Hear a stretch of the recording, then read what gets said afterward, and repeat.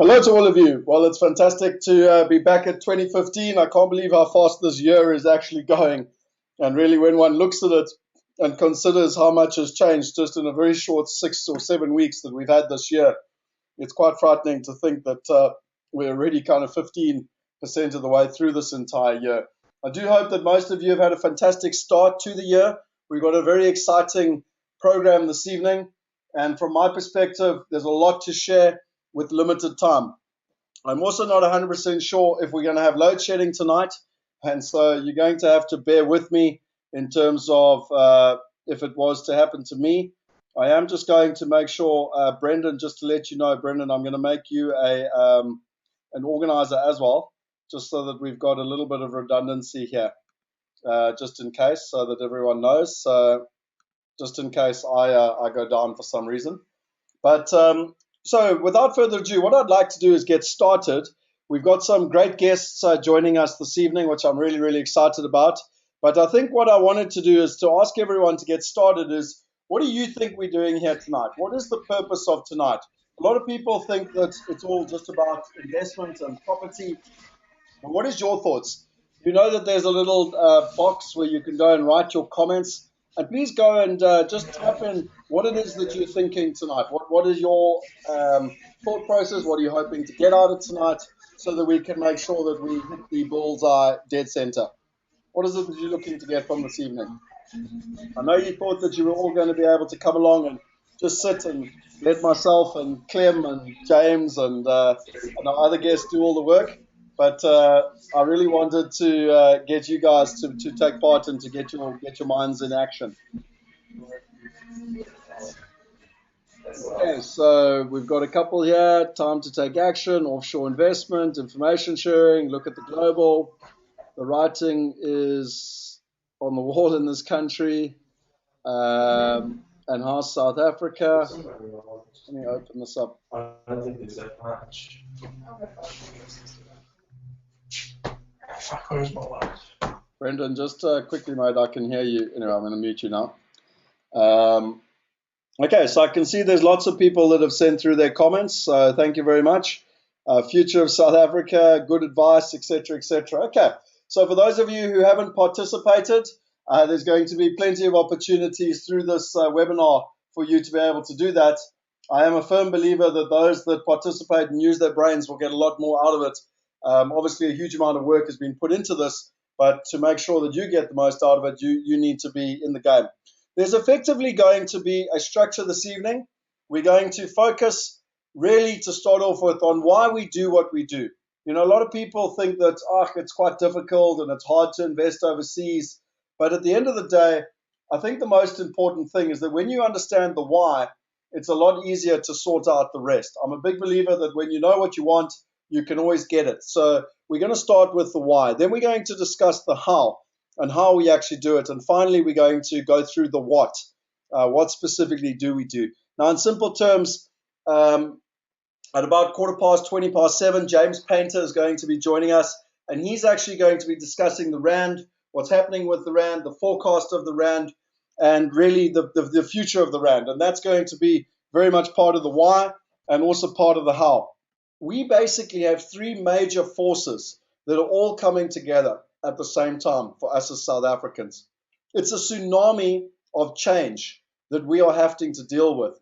And ultimately, like Clem is going to show you, we need to be able to make a plan. We need to be able to adapt. The first one is the economic forces. And this was literally, I got this in the business class lounge flying back at the end of last week. And I thought it was the front page of the Star Business Report. And I thought it pretty much sums up the economics as we sit at the moment. We've got problems with the Rand. It's the weakest since 2002. We've got Zuma and his leadership. And we've got Eskom and the major burdens we've got with Eskom at the moment. And, you know, it was only on, I can't remember if it was Wednesday or Thursday night, when on top of that, along with the leadership, we had the politicians punching each other. But when people look at it, you know, we did the research in our book, Property Going Global. And for the last 30 years, year on year, us South Africans have lost roughly 29%. Year on year, 29%. Every single year, it gets harder for us to make sure that we stay the same on a global scale. It gets harder to immigrate. It gets harder to buy first world assets. It gets harder to go on holiday. It gets harder to provide your children with whatever opportunity you want, whatever education is, whatever university it is. And ultimately, it gets harder to retire. So something that I found fascinating, and I got this through last week, but there's a report that comes out with the global rich list. And you can actually see down the bottom here, because of the weakness of the rand in 2014, we actually lost 29% of the entire country's wealth. So it's quite interesting when you look for validation of the research we did in the Property Going Global book. But there it is, 2014, the entire country. If you look at our country and its balance sheet, just last year, we lost 29% in terms of where we actually are. The rand has lost over 6% year on year against the US dollar for the last 30 years. And the most scary thing is that the US dollar is not even the best performing currency on the planet. You know, the Singapore dollar has increased by 72% against the US dollar in the last 10 years. And yet the rand has been devaluing against it for literally the last 30 years. Now, what that means in simple terms is that if you can get a 15% return in South Africa and you can get a 9% return in America, you have to compare an apple with an apple, because long term they are equivalent to each other. And it's something very, very important that you need to take into account. And so it brings me on to our first expert that I would like to bring online. And James, are you live? Hi, Scott. Am I live? Yeah, we got you clearly. So, can you hear me? Yeah, 100%. So, James, listen, thanks so much for being online. I really, really appreciate it. For those of you who don't know, James and I have worked together for, well, many years now. I don't know exactly. But James was a big contributor in our book. He actually wrote in the book the whole of chapter 2 for people that want to understand currency. And anyone that wants a copy of the book, just type in Property Going Global or PGP, PGG, sorry, Property Going Global, PGG. And we will make sure that everyone online gets it. But I think in very simple terms, the thing that I'm fascinated by James is that he's got very sophisticated systems and ways to track the rand. He's had an accuracy of over 80% since 2005, which I think is amazing when one considers the volatility. And for someone who's simple like myself, you know, when James, you know, it's like when he picks up the bonnet of an engine and starts explaining it. And I don't really care how the car works. I just want to be able to get from A to B. But in simple terms, James explained it to me that he's like the weatherman. He looks at patterns, and just like the weatherman with all their experience can look at patterns and tell us whether it's going to be sunny or raining, he can help us make the right decisions based on the forecast. And so with that, I wanted to hand over to you, James. You know, I'm always fascinated, and I do tell people a lot about the story. I think it was about a year and a half ago where we were sitting at 8 Rand 88 to the dollar. You had 202 people in the room. You specifically said to them that it will go over 10 Rand to the dollar. I asked you the accuracy. You said 90%. And within less than 6 weeks, it went over 10 Rand to the dollar, and it's never recovered. And so just tell us a little bit about where we are and what's happening with the rand and what people can expect. Okay, thank you, Scott, for the opportunity to catch up again.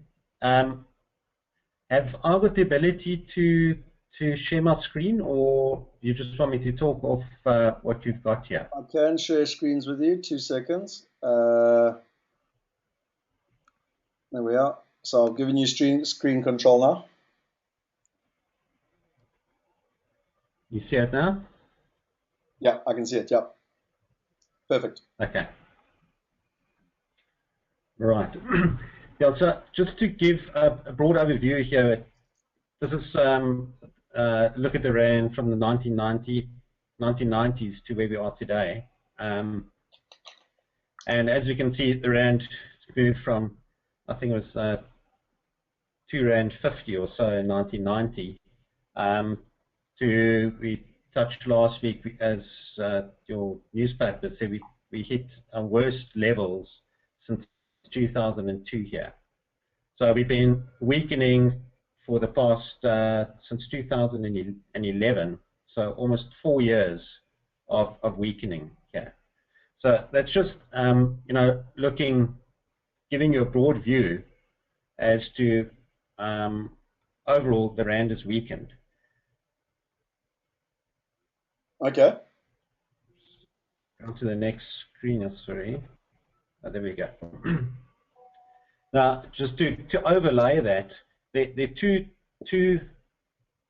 two drivers of the rand, and the one is fundamentals, and that determines the long-term trend. So we've got the long-term trend here in red, but then we've got these huge swings either side of the long-term trend, and that is caused by sentiment, mass sentiment, which determines the intermediate trends. Okay, so whereas the long-term trend will give you that 5 or 6% that you were talking about year on year. To find out where the rand is going in the medium term, we actually need to look at sentiment, which, as you've been speaking about, is patterns. There are patterns of sentiment. And those patterns of sentiment drive the rand from one extreme to the other. As extreme of sentiment as sentiment goes from one extreme to the other. So normally what you find down here, and you found that out yourself, Scott, is that when the rand is strong, persons are complacent. When the rand is weak, very weak, people are panicking. And once everyone has panicked and taken action, what we find then is the market moves again in the opposite direction. So I'm not going to go into the details of the fundamentals and then the sentiment, unless you want me to. No, I think the most important thing that I'm interested in, and I think, James, two things for everyone who's online. Firstly is that we've got 2 webinars from you where for over half an hour, whatever it was, you and me went into the actual fundamentals, the details, how the car works. And then also, if anyone wants the book, they can read it in detail, they can look at all the graphs. What I think people should look at, and I don't know if you've got them there or if you want to come back to my screen because I've got them, but I'm interested in 2 graphs. One is and I downloaded it on Monday because I'm a subscriber to your service, because the forecasting of the rand is critical to my business and what we do. But I looked at the short-term forecast and also the long-term forecast, and I was just interested as to where you are. I do need to call, just so that everyone knows, I do need to call Clem Sunter at 7:30 on the nose. So just in terms of where we're at. Okay. Yeah. So what I'll do is just go through.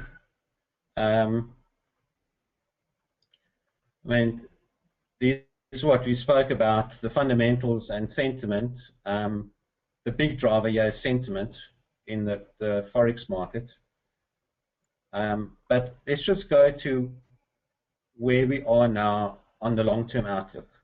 And this is something I actually updated this week, Scott. So it's more recent than what you got on yesterday. Okay. What we've got here is that we've had. Perhaps I'll go to this next screen first of all. We've had a 30-year uptrend from 1970 through to 2001, end of 2001. And since then, we've had this period of consolidation and correction. And that ended in 2011. In terms of the long-term sentiment, that was the end of this corrective pattern, and we are now in a long-term uprising pattern. So where we are looking to go over the next, looking 5 years out, is in this 14 to 21 area. If we just take all the detail out, or the shading out here, what you've seen here is we've had a break above that 2008 high, okay, which is significant, and that means that we are still going to go higher. But we are reaching a point of extreme sentiment at the moment, and one very good indicator of extreme sentiment, Scott, is front page news. And you showed us headlines last week. The rand is its weakest since 2002. They're showing that the sentiment has got to the point where it's now reaching front page news. And our patterns are getting to that point of extreme as well. So where we've had 3 years of uptrend here, or weakening of the rand, there probably be a bit more. We're likely to go over 12, but we are then looking for a correction or consolidation back down to probably the 10 area before we then head weaker again. Just while I'm going to get Clem online now. Talk to me just in terms of the probability. I mean, you spoke about the 90% probability in the past. I see that you've got an 80% probability that we're going to 14 to 21, and then a 20% probability that we're going to recover a little bit, but we're still going to go there. So pretty much there's a 100% probability we're going to go there. It's just a matter of time. Would you mind just talking about that while I get Clem on? Yeah, the 80% probability, well, it's 100% probability we're going into this area. But your call has been what placed we on hold. expected to do is to come back and test this trend line. If we break that trend line, your call has been placed on hold. Deeper. Please wait. And then we'll rise up into this area. Can you hear me, Scott? Your call has been placed on hold. Please wait. James, you're coming through clearly. Yeah, you can carry on. Okay. All right. I'm just getting some message from your webinar service. I've been placed on hold. No. I'm sorry. I'm here. You should. The meter was on hold. Okay. So effectively, we're looking at this trend line here, which comes down at about at 10 at the moment, which we should be testing. If we break through that successfully, we then could see a deeper retracement. But ultimately, we are still looking above 14, in the next 4 or 5 years. Wow. And then, I mean, if you take the next year, what do you think basically? Well, the next year I think is going to be a consolidation and corrective year. Probably the next few months, couple of months, we should see more weakening. But after that, we should see some substantial strengthening. Back down towards, I'd say, towards year end, maybe we could be heading towards that 10 level. Okay.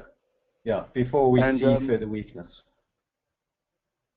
And I mean, in terms of the probability of that happening and getting back down to 10, I mean, that's the best case scenario. What is the chance of that? Of getting back down to 10? Yeah. I'm giving that an 80% chance. Okay, so quite a high chance, basically. Yeah.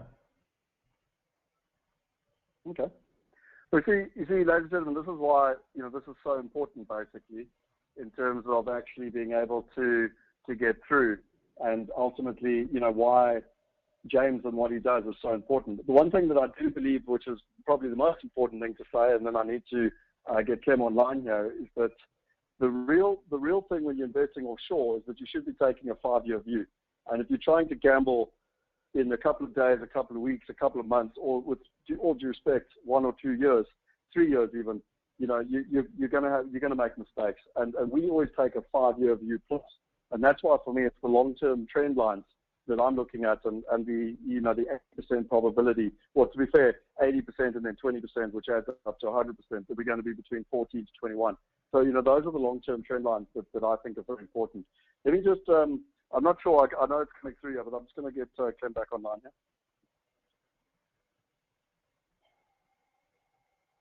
Your call has been placed on hold. Please wait. Okay. I'll tell you what, I'm going to just continue for a little bit. He's obviously still engaged there, but he did. James, what I suggest, if you don't mind, I'm going to. Is there anything else on the side? And then I wanted to bring the stream back to myself, and I've got some slides that I wanted to actually introduce Clem on, so that people can actually understand it and hear what's going on. There wasn't anything more from our side, except perhaps if persons want to know a little bit more about why the Rand is so important, what I did do was just put a link here to our website, where we've actually, this is one of, if you remember, this is a little booklet we handed out at your roadshow last year, and persons can then can get that off our website. Okay, fantastic. Well, what I would suggest, probably, if anyone's interested, just write Rand, and then one of our asset managers will be able to make sure. So either write Rand or take that link down, or maybe James, if you could copy that link and just share it with everyone on the chat, and I'd really appreciate that, basically. Okay, so I'm going to just bring the presentation back to myself, and then I can share with it. And I've just got the presenter, show my screen, PowerPoint. Okay, so I think what's really, really important, and James has showed you, and I mean, I'm just showing you, these are the graphs that I get from him. I tend to talk to James on a, probably every quarter, I would say, James, just to try and get an idea of what's happening. As a real estate investor, it's not that important in the very short term, but, between what he showed us there in terms of the short term and the long term forecast, that is what is so important. The next thing, which is critically important as an economic force, and James, thank you so much for your time. I really appreciate it. And if you can hang around that would be great. If not, you've given people plenty of resources to be able to get more information. So thanks for your time. My pleasure.